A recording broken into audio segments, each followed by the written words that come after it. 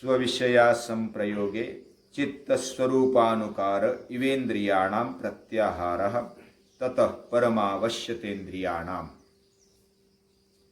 ये जो लास्ट वाले दो सूत्र है 54 और 55, इस सूत्र में, इन सूत्रों में प्रत्याहार बताया।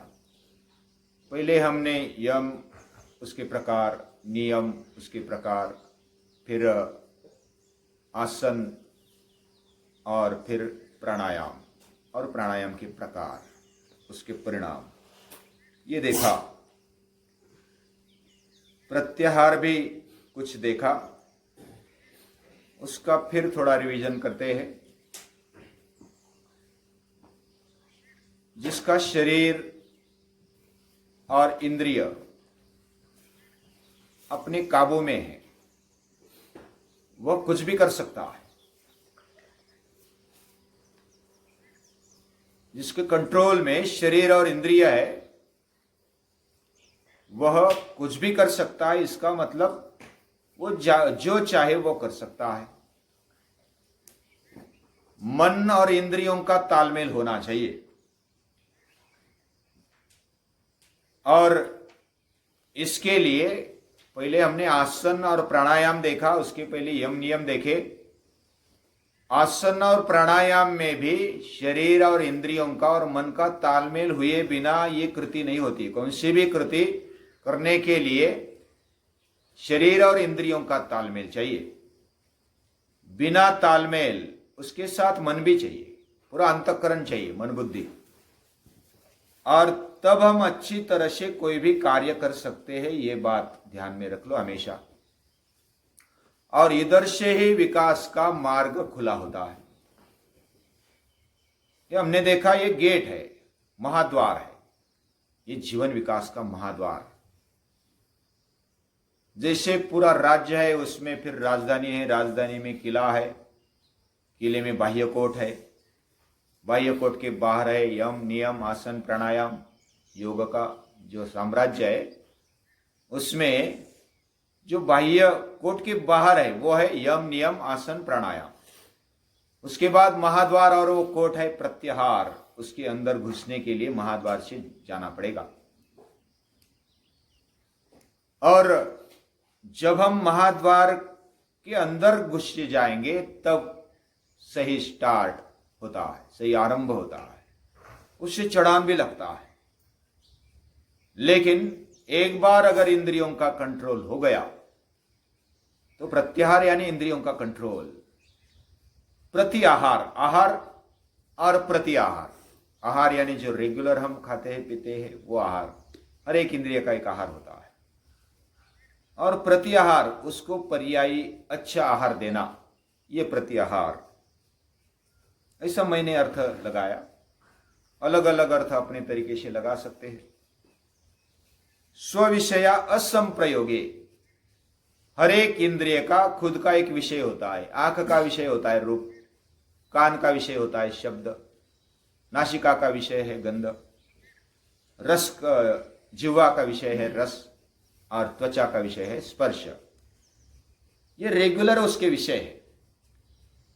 और उस विषय के अनुसार हमारे इंद्रिय चलते हैं, बिना कोई बताए चलते हैं। उनकी वो सहज प्रेरणा होती है कि विषयों के पीछे लगना। लेकिन जब बाह्य विषयों के पीछे इंद्रिय लगते हैं तब वो भटक जाते हैं, इधर उधर भटकते हैं। वो अपने आप में नहीं रहते, काबू में नहीं रहते। तो उनको काबू में करने के लिए स्विषया असंप्रयोगे, जो इंद्रियों की बहिर्वृत्ति होती है उसको अंतर्वृत्ति में बदल देना। या तो बाह्य विषय होते उस इंद्रियों को, उन इंद्रियों को अंदर के विषय देना। अभी अंदर के विषय क्या है? उन्हीं विषयों को दिव्य बना दो। आखिर रूप देखते हैं तो अच्छा रूप देखो, दिव्य रूप देखो, भगवान का रूप देखो। कान शब्द सुनते, संगीत सुनते, तो उसी को संगीत सुनने में, शब्द सुनने में दिव्यता लाओ तो ये टर्न हो जाता है। इंद्रियों को यू टर्न दे करके अच्छी दिशा में, योग्य दिशा में मोड़ देना, यह प्रत्याहार है। इन इंद्रियों का मूल है मन। मन ये मुख्य इंद्रिय माना जाता है, हर एक इंद्रिय के पीछे वो चाहिए। और मन यानी चित्त, चित्त यानी पूरा अंतःकरण, मन बुद्धि चित्त और अहंकार, इस अर्थ में। तो शुद्ध रूप में जब अंतःकरण जो भी सोचेगा वो सही सोचेगा, यह अंतःप्रेरणा होती है। हमारा मन और बुद्धि चित्त और अहंकार शुद्ध है तो जो भी वो विचार करेगा, सोचेगा, वो सही सोचेगा, वो गलत नहीं सोचेगा। और उसका वो स्वरूप है, और वो इंद्रिय होने के कारण उसका मूल रूप वही है। और बाह्य इंद्रिय ये केवल साधन मात्र है। चित्त उसको दिशा देता है, उसको जिस विषय में चाहिए उसमें घुसा देता है। तो इस प्रकार अगर चित्त या तो अंतःकरण शुद्ध रूप में है तो इंद्रियां भी उसी दिशा में आ जाती है। इंद्रियों को मोड़ देना है। इंद्रिय जो बहिर्विषय में एकाग्र हो रहे थे उसके बदले में अंतर विषय में उसको एकाग्र कर देना, चित्त के स्वरूप में उसको एकाग्र कर देना। और इन इंद्रियों को इस तरह से मोड़ देना, यह प्रत्याहार है। जैसे मधुमक्खी का पोला देखा है? पोला क्या बोलते हैं हिंदी में? छत्ता। हाँ, उस छत्ता समझो कि सभी ने देखा होगा छत्ता। उसमें एक रानी मक्खी रहती है, और रानी मक्खी को उठाओ और उसको जिधर ले जाएंगे बाकी की मक्खियां उधर चली जाएगी। वैसे इंद्रिय है, यानी मन को, चित्त को या तो अंतःकरण को उठा लो, बाकी इंद्रिय भी उसके साथ आ जाते हैं। इस तरह से ये उदाहरण दे दिया। हमारा मन भटकता है। गीता एक योग शास्त्र है। गीता भी कहती है तानि सर्वाणि संयम्य, उन सभी इंद्रियों को संयमित करते हुए योग के जो भी कर्म है वो करने चाहिए। योगस्थ कुरु कर्माणि संगम त्यक्त्वा धनंजय सिद्ध सिद्ध्योर निर्विकारा। योगस्थ कर्म करना चाहिए और वो संग छोड़कर करना चाहिए। जो रेगुलर विषय होते हैं वो संग, आसक्ति, जिधर हमारे इंद्रिय, हमारा मन अटक जाता है बिना कारण, वह टेम्पररी उसको अच्छा लगता है और बाद में फिर दुख भोगना पड़ता है।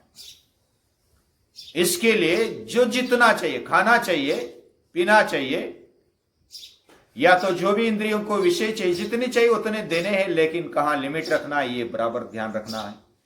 उसको अगर सही दिशा में मोड़ दिया तो प्रत्याहार हो गया। ये प्रत्याहार महाद्वार है। उससे हमारे इंद्रियों पर श्रेष्ठ ऐसा कंट्रोल, वश्यता आ जाएगी।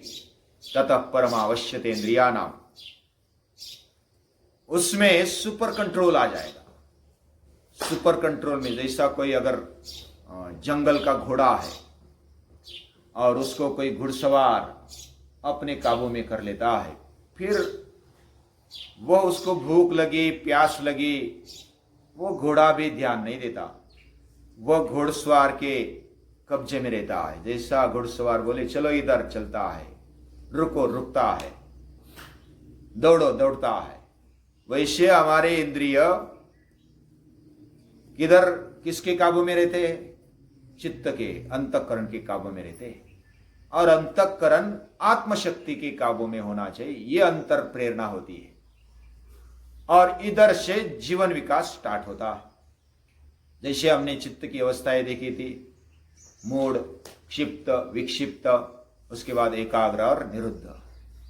एकाग्र अवस्था इधर से स्टार्ट होती है।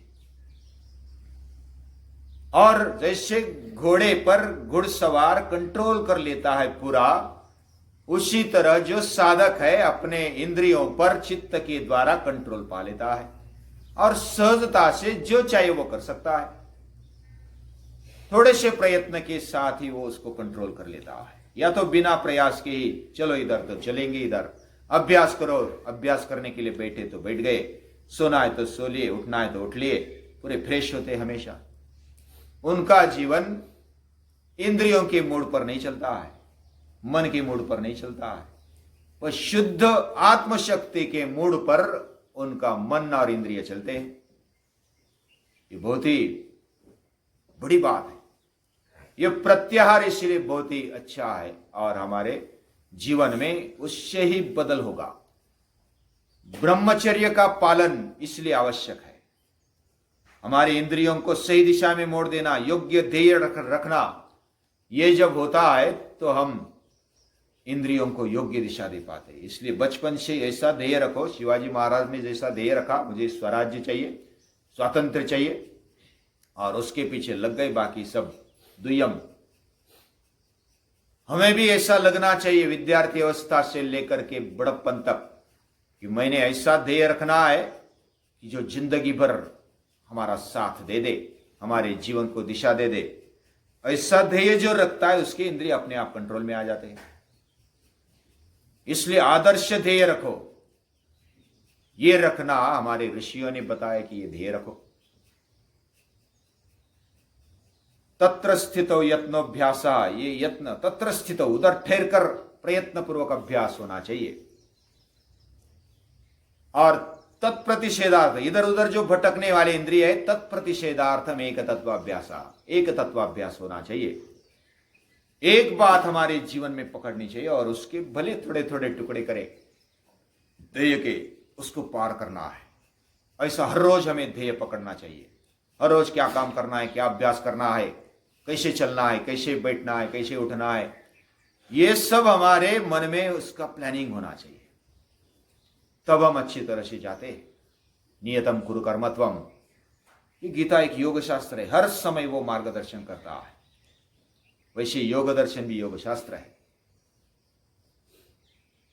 अब ये दो सूत्रों के बारे में हमने देखा, थोड़ा